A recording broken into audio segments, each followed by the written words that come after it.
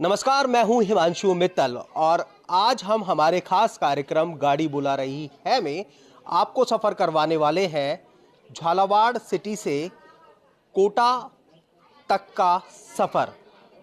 Passenger train के जरिए हम ये सफ़र करने वाले हैं 05839 झालावाड़ कोटा पैसेंजर। और ये सफ़र हम झालावाड़ से कोटा का इसलिए कर रहे हैं कि कोटा बूंदी लोकसभा सीट और वहाँ के वोटर्स लोकसभा चुनाव की सरगर्मी के बीच आखिर क्या अपना मन बनाए हुए हैं। झालावाड़ कोटा पैसेंजर के साथ कोटा तक का ये सफ़र हमारा शुरू हो गया है और फिलहाल झालावाड़ से ये पैसेंजर ट्रेन कोटा के लिए रवाना हो गई है।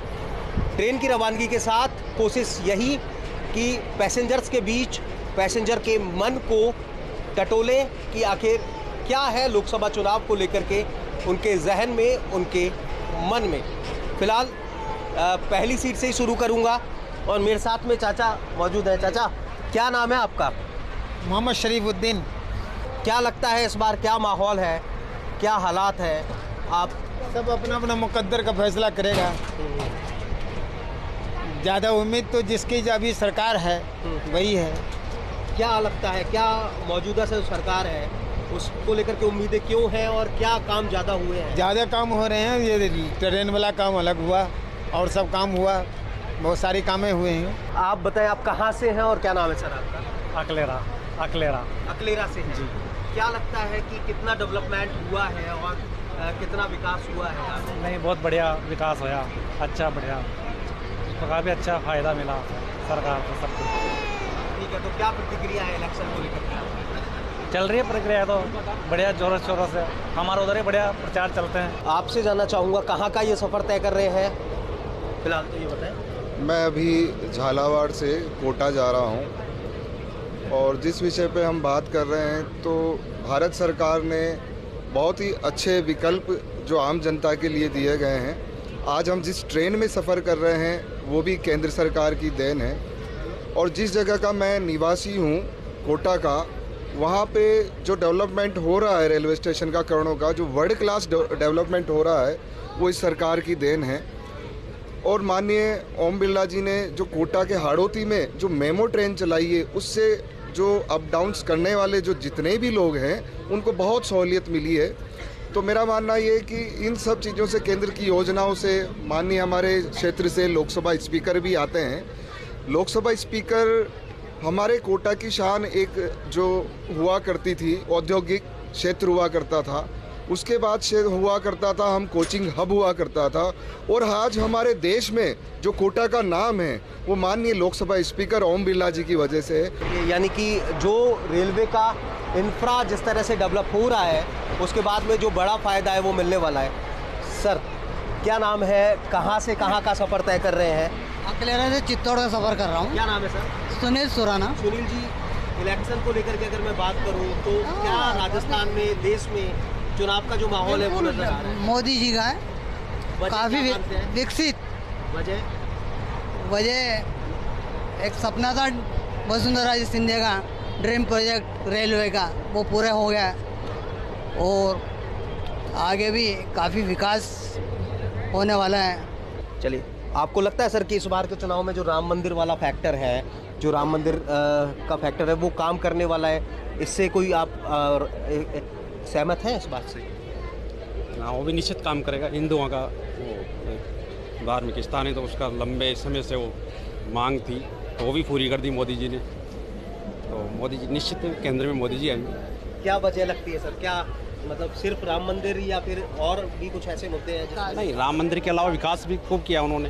जैसे किसान सम्मान निधि, किसानों के लिए भी ये, और ERC प्रोजेक्ट था, उलझा हुआ था राजस्थान में 5 साल से, वो भी पूरा कर दिया इस बार।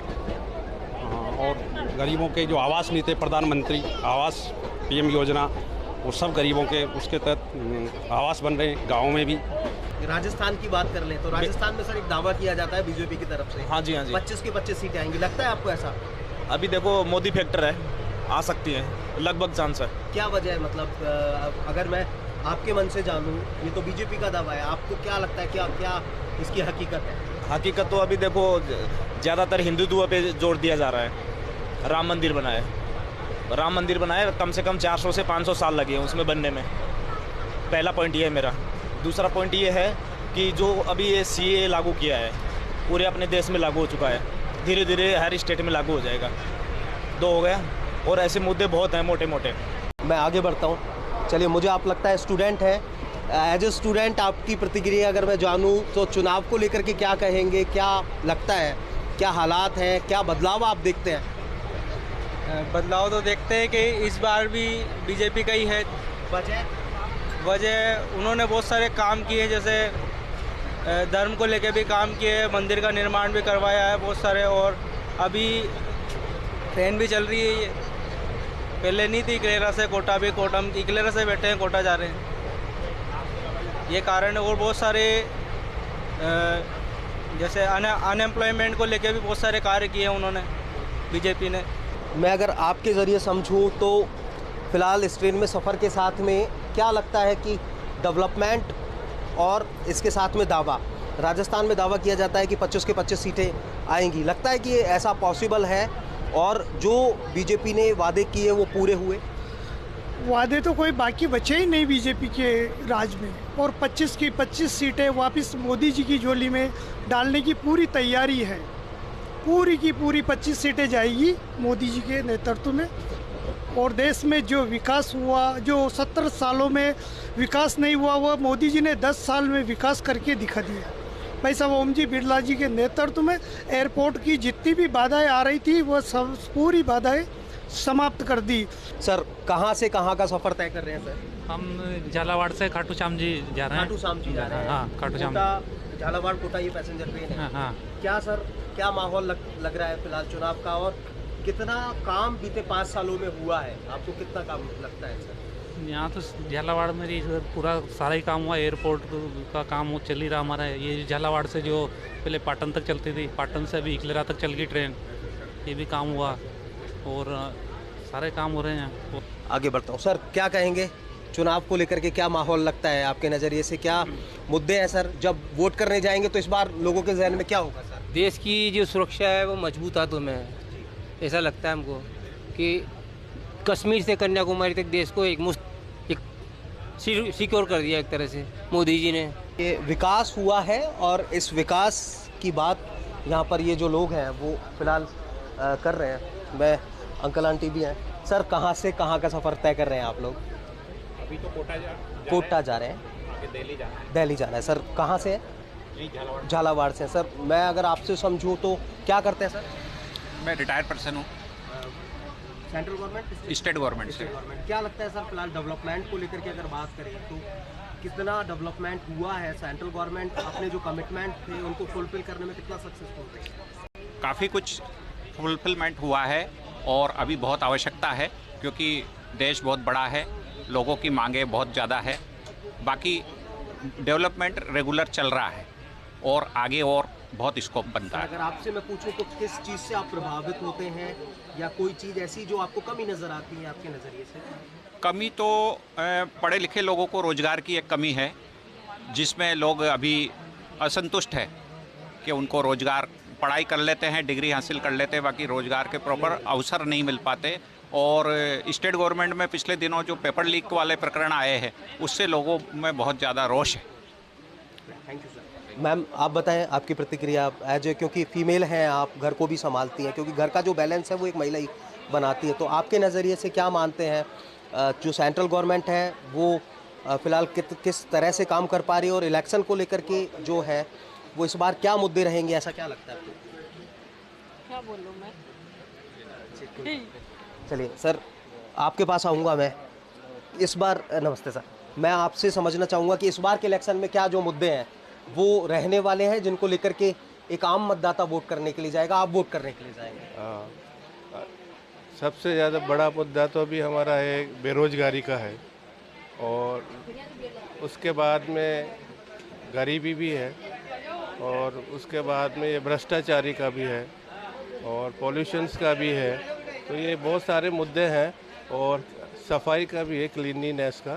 तो हमको इन पे बहुत काम करना पड़ेगा। इस पे काम केंद्र सरकार ने काम चालू कर दिया है, और काफ़ी हद तक इस पे लोगों तक मैसेज चला गया है। अब हमें इसको सबको एकजुट होकर इस काम को करना पड़ेगा, तब जाके हम लोग इसको आगे चल पाएंगे। मेरा पेशा तो व्यवसाय है अनाज का। अनाज मंडी कनीना हरियाणा से हूँ मैं। क्या सर, क्या लगता है चुनावी माहौल क्या है आपके हरियाणा में? चुनावी माहौल क्या है आपके नजरिए में? लोकसभा चुनाव के अंदर क्या माहौल रहने वाला है सर? हमारी इधर तो देखो बात ये है ना, अलग अलग पार्टियां सब हैं, लेकिन लोग मोदी को ही मानते हैं। नरेंद्र, क्या है सर इसकी? देखो नरेंद्र मोदी ने पीएम साहब ने बड़े काम करवाए हैं, बड़े बड़े मतलब फैसले लिए हैं, राम मंदिर बनवाया है। इस चक्कर में भी और लोगों को ये जो घुसखोरी में बदलाव किया है, इस चक्कर में ना मोदी का ही नाम आ रहा है हर जगह, बीजेपी सरकार का ही लगता है। आपको लगता है कि करप्शन पर बहुत बड़ा ब्रेक लगा है और ऐसे में यही वजह है जो कि हाँ जी, यही वजह है। मतलब बात यह है ना, सरकार को सबसे पहले करप्शन पे रोक लगाना था, जो कि अभी करप्शन पे रोक लगा है। और जो आज की जनरेशन है उसको नौकरी की ज़रूरत है, तो बीजेपी सरकार ने बहुत नौकरियां भी दी हैं। इस चक्कर में मेरे को तो यही लगता है बीजेपी सरकार ही है। डेवलपमेंट को लेकर के क्या लगता है, कितना विकास हुआ या नहीं हुआ? आपको लगता है कि जनता की गवर्नमेंट की स्कीम्स जनता तक पहुंची? विकास तो हुआ ही है, सड़कें वगैरह बनी है, सब विकास हुआ है। कौन कौन सी, जो हेल्थ की बात करें, एजुकेशन की बात करें? एजुकेशन में तो कोई खास बढ़ोतरी नहीं हुई है, और रोड के अंदर बढ़ोतरी हुई है। रोड हर जगह बढ़िया बड़े हैं, नेशनल हाईवे बने हैं, स्टेट हाईवे बने हैं, सारे ठीक ही है। कुछ यंगस्टर से बात करते हैं, ये 3 युवा हैं, क्या करते हैं? इंजीनियरिंग करते हैं। क्या लगता है कि फिलहाल आपके नज़र में, आप तीनों स्टूडेंट हैं, यंग हैं, तो डेवलपमेंट और जो फिलहाल लोकसभा चुनाव का माहौल है वो क्या है, और इस बार जब वोट करने युवा जाएंगे तो क्या उनके जहन में होगा? डेवलपमेंट तो अच्छा है, पर अभी जो भी इंजीनियरिंग के हाल चल रहे हैं, तो जैसे इंजीनियरिंग में स्टूडेंट्स अभी उतने रुचि नहीं रख रहे हैं, तो जैसे जो भी आपकी इंजीनियरिंग की फ़ीस है वो थोड़ा कम करें और जॉब्स को और अच्छा करें। जैसे कि पेपर लीक हो जाता है, सब हो जाता है, ये सब बंद करें।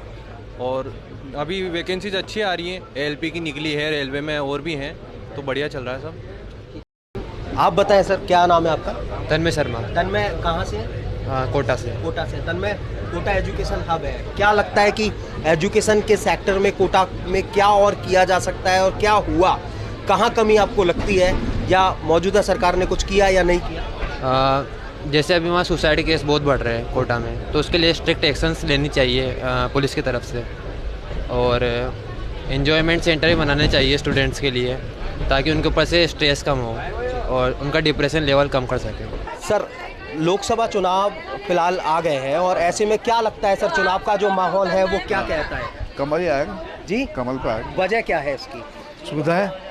क्या सुविधाएं हुई, क्या लगता है? ट्रेन की हुई, पर एक सुविधा छीन लिया मुझसे। क्या? वरिष्ठ नागरिक की, जो वरिष्ठ नागरिक पर जो छूट थी पहले, वो चालू होना चाहिए। ठीक है।